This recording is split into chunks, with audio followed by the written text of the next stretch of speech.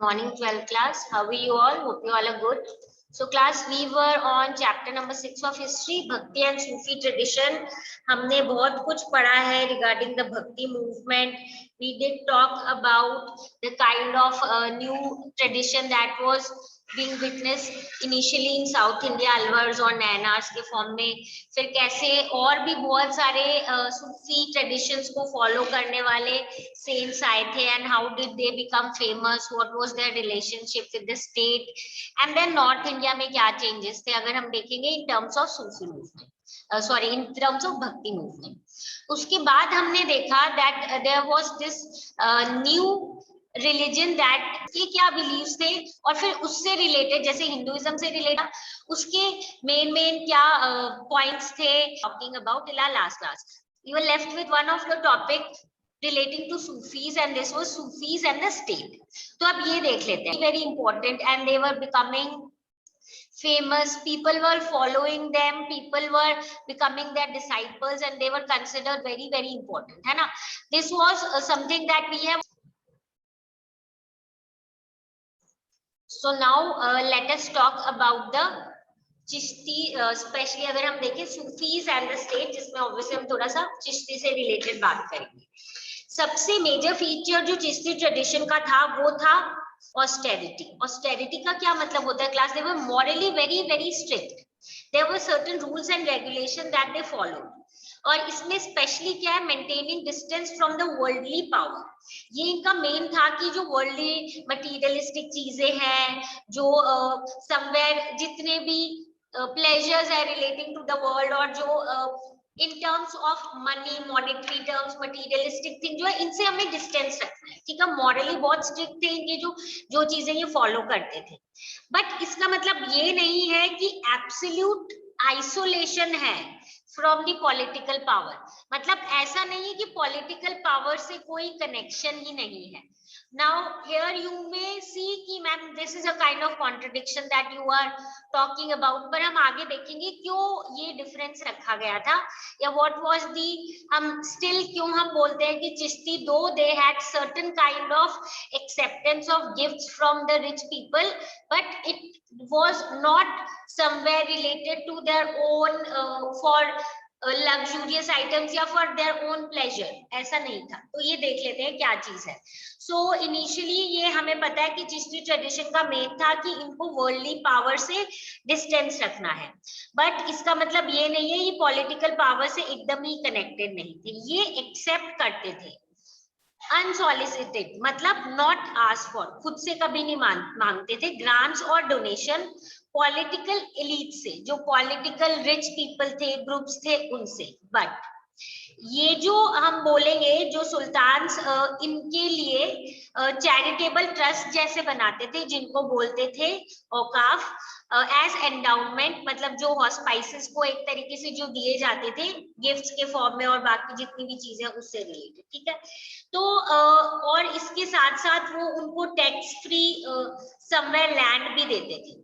ठीक है, बट यहाँ पे again we need to understand that they were not kind of collecting wealth through this, या ऐसा नहीं है कि इससे रिलेटेड इन्होंने कुछ बहुत ज्यादा अपने लिए एक्स्ट्रा चीजें जो है या लग्जूरियस आइटम अटेन किए हो. समवेयर एज हम बोलेंगे कि ये जो एंडाउमेंट्स या जो गिफ्ट आते थे in the form of money या टैक्स फ्री लैंड, इसको ये यूज करते थे for the welfare of the people. Chishtis जो है they accepted the donations in cash and kind. They did not accumulate the donations, यानी ये लोग donations को इकट्ठा नहीं करते थे. They were not keeping it for their own needs or for maybe enjoying their life, nothing of that sort.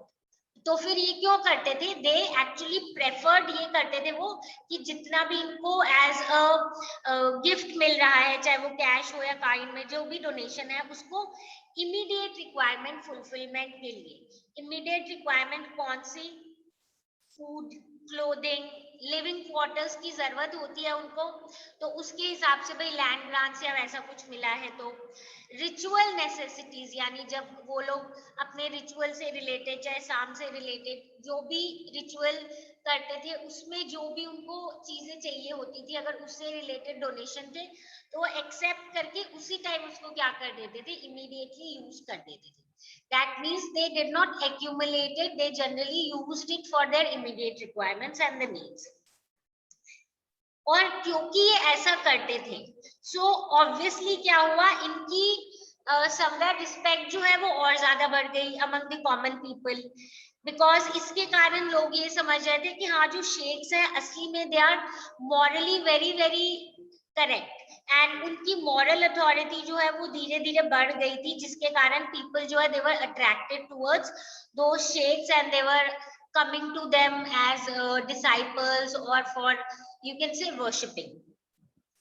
उसके बाद फर्दर हम बोलेंगे जिस हिसाब की उनकी पाइटी, मतलब kind of worship that they do for their God, totally devotion जो है टुवर्ड्स गॉड प्योर, और जो उनकी स्कॉलरशिप है, जो नॉलेज है, उसके बेसिस पे जो समवेयर लोग जो है वो उनकी तरफ ज्यादा अट्रैक्ट हो रहे थे। इसके साथ साथ एक और चीज है, because of which people were coming to these Sufi saints या दीज चिश्तीज, एक पॉपुलर समवेयर हम बोलेंगे ideology was spread among the common people that these people had miraculous power, कि इनके पास कुछ miraculous power थे। हमने स्टार्टिंग से ही वैसे पढ़ा है कि even after their died people consider they have become more near to God, and the worship of the common people who go to worship these चिश्तीज will obviously इनकी जो grants है, इनकी जो wishes है वो फुलफिल हो जाएगी, ग्रांट हो जाएगी, है ना। सो और इससे रिलेटेड हमने और भी चीजें पढ़ी थी। It was considered that they had special powers, miraculous powers, किसी को कोई डिजीज हो, कुछ भी ऐसा हो तो वो सॉर्ट आउट हो जाता है। सो एक और बिलीफ जो एसोसिएटेड था miraculous powers made Sufi popular among the masses, और कॉमन पीपल ही नहीं, इसके कारण जो किंग्स या जो अथॉरिटी हम बोलेंगे, जो पॉलिटिकल हेड्स थे, जिनके पास पॉलिटिकल पावर्स थे, चाहे वो किंग हो या और कोई भी हो, they also wanted to go to these Sufis, because they thought कि अगर इनके पास जाएंगे तो हमारी जितने भी विशेष है, हमारी जो भी ग्रांट्स है वो क्या है वो फुलफिल हो जाएगी। So slowly and gradually what happened, these people gain more importance. So we understand कि क्यों इंपॉर्टेंस हुई, इसके कुछ कुछ रीजंस थे। एक तो जो जिस हिसाब की इनकी मॉरल अथॉरिटी थी, मॉरली ये लोग जितने स्ट्रिक्ट थे, चीजों को फॉलो करते थे, उसके कारण। उसके बाद ये जिस टाइप के वर्शिप करते थे, टोटली डिवोटेड, जो इनकी स्कॉलरशिप होती थी, and also along with that it was considered they have miraculous power, and that is why they gained popular support, not only among the common people but also among the you can say जो political groups है, specifically kings etc. अब हम देखेंगे कि kings जो है they did not simply need to somewhere demonstrate their association with Sufis. They also required legitimation from them. So they resisted the insistence of the ulama on imposing Sharia as state law because they anticipated opposition from their subjects, the majority of whom were non-Muslims. अब again we always need to understand कि जब भी हम बोलेंगे किसी emperor ने या किसी भी रूलर ने कोई स्टेप लिया है या ऐसी आइडियोलॉजी फॉलो करता है, उसके पीछे somewhere there are certain other reasons related to political situation. तो जब ये हम देखेंगे कि जो किंग्स हैं, ऐसा नहीं है कि वो सूफी से बस एसोसिएशन, इन सब जो हमने ऊपर रीजंस पढ़े थे उनके कारण एसोसिएटेड होते हैं, बट उनको ऑल्सो एक लेजिटिमेशन चाहिए from the section of the society they are ruling. तो अब वो कैसे मिलेगी? जो लोग ज्यादातर रिलीजन को या आइडियोलॉजी को फॉलो कर रहे हैं, अगर जो रूलिंग बॉडी है वो भी उनको इम्पोर्टेंस दे, तो लोग क्या करते हैं, उस किंग की एम्पायर को, उस किंग के रेन को, रूल को इजीली एक्सेप्ट कर लेते हैं, एज सिंपल एज दैट। सो इसीलिए इनको लग रहा था कि सूफीज हमें वैसे भी as for the other purposes जरूरी है, बट इसके साथ साथ हमें लेजिटिमेशन भी उनसे चाहिए। इसीलिए जब टर्क्स आए थे और टर्क्स ने इंडियन सब कॉन्टिनेंट के कुछ एरियाज में दिल्ली सल्तनत एस्टैब्लिश किया, तो इनिशियली ये बोल रहे थे कि जो उलमा बार बार बोल रहे थे ना कि शरिया के लॉज हमें इंप्लीमेंट करने चाहिए as the state law, as the law, as the you can say law of the empire, उसको ये लोग थोड़ा रेजिस्ट कर रहे थे। व्हाई? बिकॉज इनको लगा कि अगर हम डायरेक्टली आके यहाँ पे शरिया की जो लॉज है उनको स्टेट लॉ के फॉर्म में इस्टेब्लिश कर देंगे, तो ऑब्वियसली क्या होगा, जो सब्जेक्ट्स है जो कि कौन है, non Muslims, they will most probably oppose, because obviously they will not follow these rules, because these rules are not something that they have been following, and following to chodo are totally new to them. So ठीक है, it is true that the ruler is following these rules, but then for the subject which is a very big population and suddenly to bring totally different law that is followed by the leaders becomes something that is somewhere confusing, and the ruler may be in dilemma कि करना चाहिए या नहीं। तो initially इन्होंने resist किया था। सुल्तान उसके बाद जो है then they sort out to the Sufis, क्योंकि ऐसा माना जाता है कि सूफीज जो है have derived authority directly from God. तो अगर सूफीज इनको लेजिटिमेट कर देंगे, सूफीज इनके पॉलिटिकल पावर को एक्सेप्ट कर लेंगे, तो उसके बाद क्या होगा कि समवेयर जो बाकी लोग भी हैं वो उसको डायरेक्टली इनडायरेक्टली एक्सेप्ट कर ही लेंगे, और इसके लिए उनको डिपेंड करने की जरूरत नहीं है सुल्तान्स को कि टोटली शरिया लॉज के हिसाब से ये लिखा हुआ है, या जो लोग एक्सपर्ट इन लॉ है वो किस टाइप से उसको इंटरप्रेट करेंगे। तो उस चीज के उन पे डिपेंडेंट ना होके वो सूफीज की एक्सेप्टेंस या उनकी kind of legitimation for the sultans उसको ज्यादा सीख करने की कोशिश कर रहे हैं। So that is why Sufi से एसोसिएटेड ज्यादा हो रहे थे द किंग्स। इसके साथ साथ हम ये भी देखेंगे कि इट इज बिलीव दैट जो औलिया है could intercede with God in order to improve the material and the spiritual conditions of the ordinary human beings. हमने पहले भी देखा था class that it is considered that these औलियास जो हैं they have kind of special powers and they have connection with the gods, तो connection with the God, तो ये माना जाता था कि ये जो औलियास है एक्चुअली में इंटरसीड का मतलब क्या हो जाएगा, समवेयर इंटरमीडिएट या फिर इंटरवीन करना on behalf of somebody else. तो मतलब फॉर जो भी उनको किसी को भी मटीरियलिस्टिक स्पिरिचुअल या कोई भी ऐसी नीड है जो फुलफिल करनी है, तो अगर वो लोग सूफी के पास जाएंगे, जो भी ऑर्डिनरी ह्यूमन बीइंग्स है या इवन दी अदर पीपल, तो वो डायरेक्टली क्या होगा, because they are the intermediate between the God and they are asking for the grants and the gifts that the people are wishing, और वो फिर क्या करेंगे, ऑलिया उसको गॉड तक पहुंचा देंगे और गॉड ग्रांट कर देंगे। तो ऐसी काइंड ऑफ बिलीफ उस समय एग्जिस्ट करता था। दैट इज व्हाई पीपल जो हम देखेंगे कि उनके यहाँ पे जाते थे, एंड इसीलिए हम देखेंगे किंग्स जो है ना वो चाहते थे कि जो औलियास की टोम्स है वो जनरली शुड बी समवेयर जो सूफी श्राइन्स और हॉस्पाइसेस हैं उसके आसपास ही हो।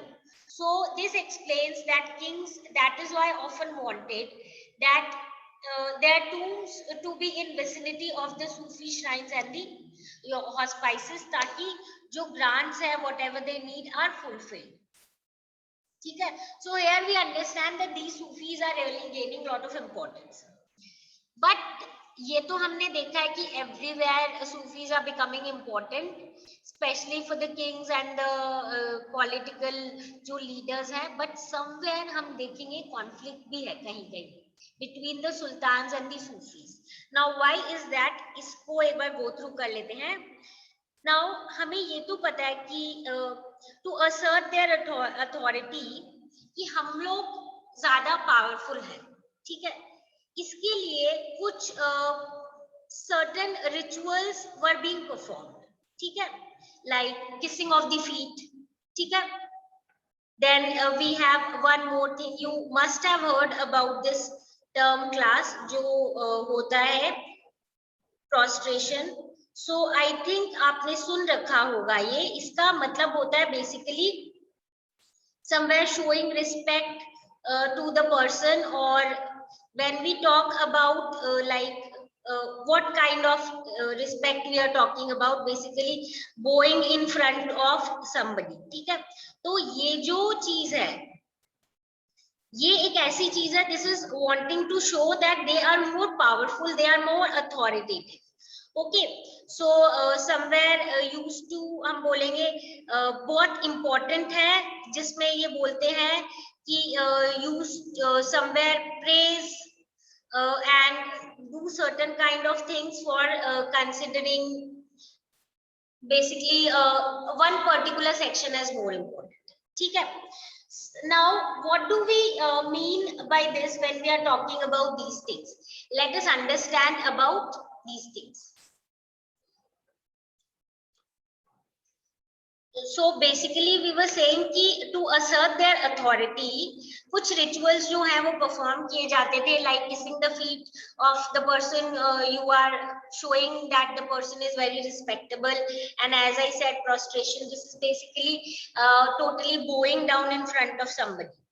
तो obviously ये वाली जो चीजें हैं, ये कुछ rituals थे to show that somebody is more authoritative and more powerful.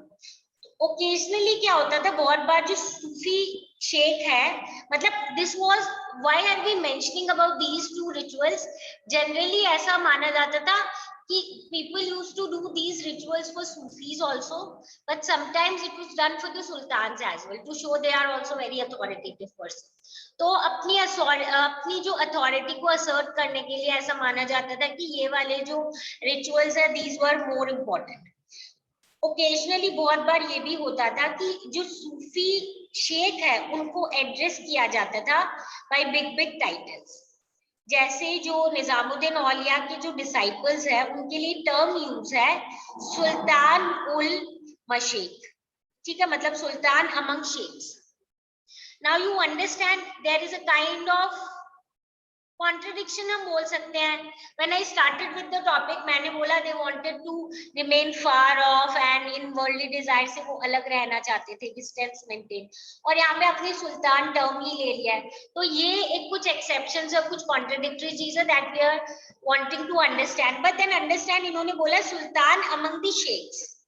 तो ऐसे टर्म्स यूज है जो हमें बोलते हैं कि कुछ कुछ समवेयर थोड़े से इनमें कुछ कॉन्फ्लिक्ट भी चल रहा था for consider to be considered more authoritative and more powerful, ठीक है। एक और चीज दी हुई है, if you see this box that is given in your book on page number 159, here again we'll see there is a certain kind of contradiction regarding जो हमारे beliefs है सूफी से related. There were few Sufis जैसे कि Surawardi under Delhi Sultans, and then we have Naqshbandi under the Mughals, who were associated with the state. Now, why do we say that they were a bit different? या हम ऐसे इनको अलग से क्यों पढ़ रहे हैं?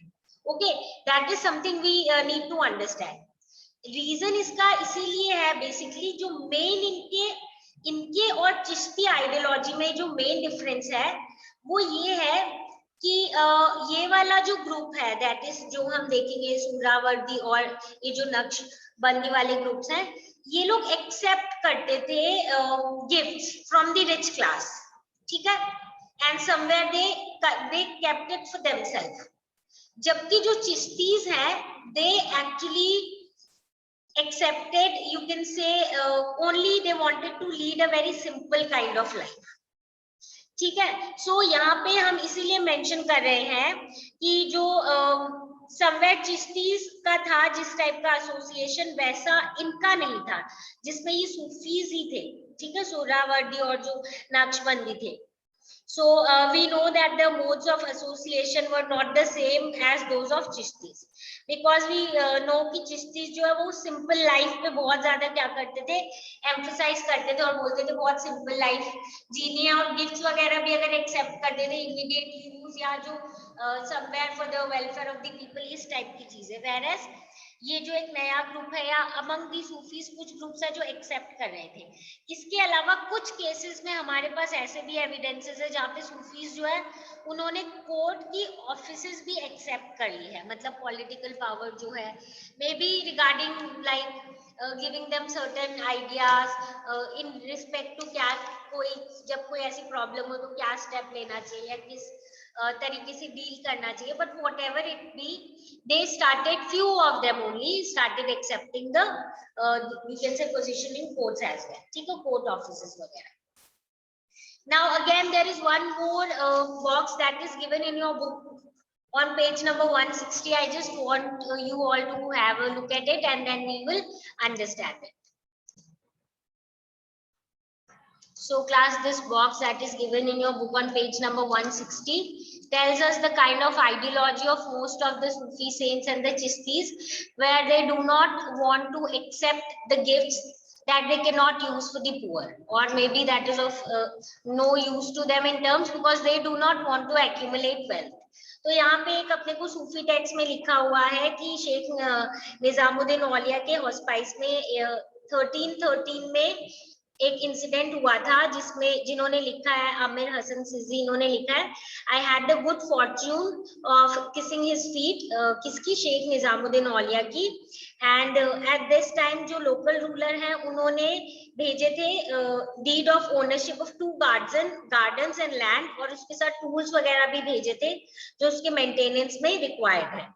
एंड रूलर ने बोला था कि I am actually giving all the rights relating to this garden and the land to you, and of you have total control over it and I will not have kind of control over it. So but this sheikh did not accepted it because he simply said that what will I do of this garden and lands, मैं क्या करूंगा, because obviously they are of no use to me because I am somebody who is totally devoted to the spiritual thing and these materialistic thing या lands जो है are of no use to me.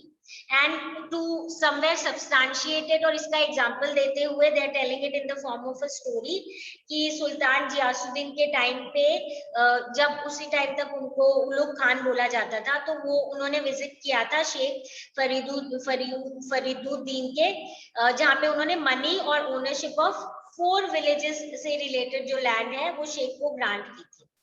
So obviously they could not, somewhere हम बोलेंगे कि this saint again said that I will not accept this, but somehow the ruler and the जो सुल्तान है he convinced कि जो गरीबों की भलाई के लिए you at least can keep the money, but then he said okay ठीक है, I'll keep the money for somewhere helping the poor, but I have no purpose of this land and why should I keep it.